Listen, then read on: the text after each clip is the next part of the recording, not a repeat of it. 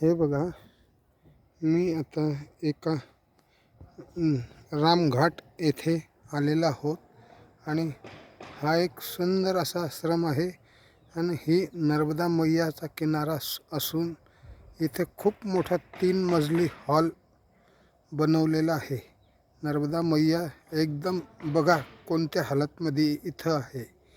नर्मदा मैया जसं पुढं जाल अमरकंठाकडे तसं कमी पाणी दिसेल आणि पात्रसुद्धा कमी दिसेल।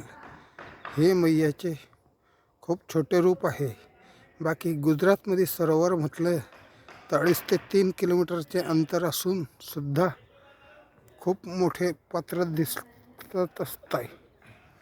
इकडे मात्र शेतीसुद्धा गव्हाची काश्मीरसारखी केलेली आहे।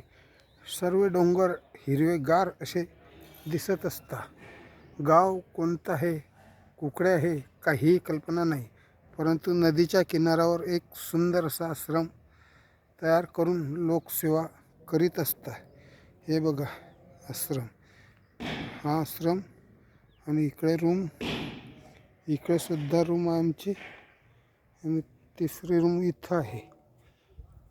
बघा तिकडच्या किनाऱ्यावर सुद्धा आश्रम असतो। तिकडच्या किनाऱ्यावर सुद्धा सुंदरपैकी असा आश्रम दिसत आहे। पण आता सध्या आपण अमरकंटकला जाण्याशिवाय आपल्याला तिकडचा किनारा मिळणार नाही। नर्मदा मैयाचे पात्र आपल्याला दाखवित आहे।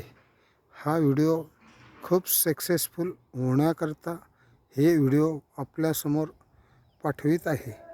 नर्मदा मैया किती ठिकाणी वळण केलेले आहे, किती दगडांना फोडून आतमध्ये बाहेर गेलेली आहे। पुढे तर एक दगड असा एकच दगड होता डॅमसारखा आणि त्याला पार करून सुद्धा नर्मदा मैया किनाऱ्यावरून तिकडच्या पार निघालेली आहे। पावसाळ्याच्या वातावरणामध्ये म्हटलं तर खूप विचित्र असे रूप दाखवित असेल असे जाणवतो।